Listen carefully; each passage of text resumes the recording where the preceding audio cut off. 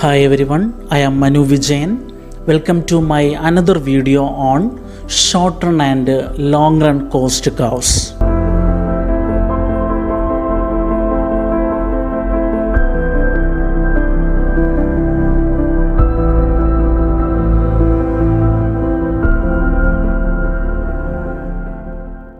Short run cost curves are total fixed cost, total variable cost, total cost curve, average fixed cost, average variable cost, average total cost or average cost, and marginal cost. First, total fixed cost, TFC. All payments for the fixed factors production are known as total fixed cost, and TFC is equal to AFC into Q, that is average fixed cost into units of output, or TFC is equal to TC minus TVC, total cost minus total variable cost. Here you can see a hypothetical TFC curve. It is clear that TFC does not change with the output. Even when the output is 0, the fixed cost is 1000, and TFC is a horizontal straight line parallel to x-axis. And total variable cost, TVC. All payments to the variable factors of production is called as total variable cost. TVC is equal to AVC into Q, that is average variable cost into units of output, or TVC is equal to TC minus TFC, that is total cost minus total fixed cost. In the diagram, the TVC is 0 when nothing is produced. As output increases, TVC also increases, and TVC curve slopes upward from left to right. Next, total cost curves. Total cost means the sum total of all payments made in the production. It is also called as total cost of production, that is TC is equal to AC into Q, that is average cost into units of output. And total cost is the summation of total fixed cost and total variable cost, and it is written symbolically as TC is equal to TFC plus TVC, that is total cost is the sum total of total fixed cost and total variable cost. And it is to be noticed that the TC curve is obtained by adding TFC and TVC curves vertically, and the TFC curve remains parallel to x-axis, indicating a straight line. TVC starts from the origin and moves upwards as no variable cost is incurred at a 0 output. When TFC and TVC are added, TC starts from TFC and moves upward. TC curve lies above the TVC curve, and TVC and TC curves are the same shapes, but beginning point is different. Clear? And average fixed cost, AFC.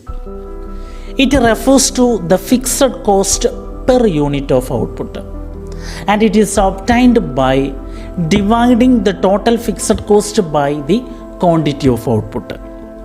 So AFC is equal to TFC divided by Q, or AFC is equal to AC minus AVC. And it is to be noted that AFC declines as output increases, as fixed cost remains constant.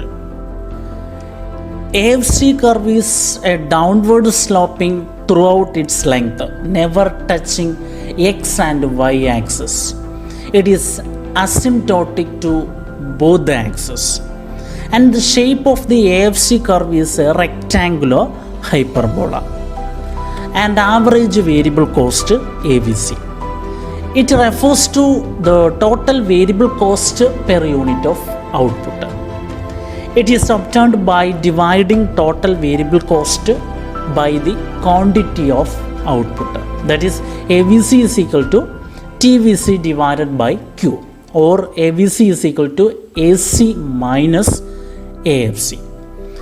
And it is to be noted that AVC declines initially and then decreases with the increase in output. And AVC declines up to a point and moves upwards steeply due to the law of returns. And AVC curve is a U-shaped curve. Next, average total cost ATC or average cost AC, that is AC or ATC.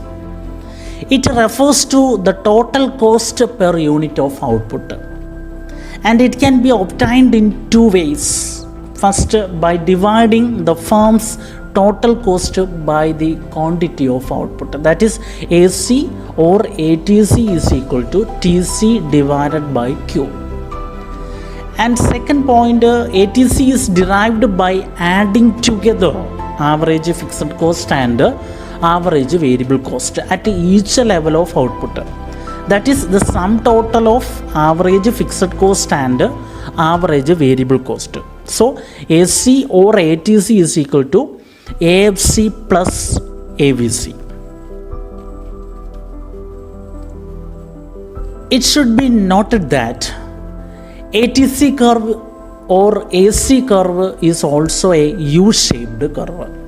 Initially, the ATC declines, reaches a minimum when the plant is operated optimally, and rises beyond the optimum output. And the U shape of the AC reflects the law of variable proportions. And next, marginal cost MC. It is the cost of the last single unit produced, and it is defined as change in total cost resulting from producing one extra unit of output. In other words, it is the addition made to the total cost by producing one extra unit of output. And we know that marginal cost is important for deciding whether any additional output can be produced or not. So MC is equal to delta TC divided by delta Q, where MC denotes marginal cost, delta TC denotes change in total cost, and delta Q denotes change in total quantity. And the other method of estimating MC is TCN minus TCN minus 1, where MC denotes marginal cost, TCN denotes total cost of nth item, and TCN minus 1 denotes total cost of n minus 1th item. And it is to be noted that MC falls at first due to more efficient use of variable factors, and MC curve increases after the lowest point and it slopes upward. And MC curve is a U-shaped curve, and the slope of TC is MC. That means MC is the slope of TC curve. And the relationship between average cost and marginal cost. There is a unique relationship between the average cost and marginal cost curves as shown in diagram. See, when AC is falling, MC lies below AC. And when AC becomes constant, MC also becomes equal to it. When AC starts increasing, MC lies above the AC. And MC curve always cuts AC at its minimum point from below. And last topic, long run cost curve. In the long run, all factors of production become variable, and the existing size of the firm can be increased in the case of long run. There are neither fixed inputs nor fixed cost in the long run. Note that. And the long run average cost LAC is equal to long run total cost divided by the level of output, where LAC denotes long run average cost LTC denotes long run total cost, and Q denotes the quantity of output. The long run average cost curve is derived from short run average cost curves. Theoretically speaking, long run cost curves touch the short run average total cost curves on their minimum points. You can see that. And here we can say that long run cost curve envelops average total cost curves. And the LOC curve is also called as plant curve or boat shape curve or planning curve or envelope curve.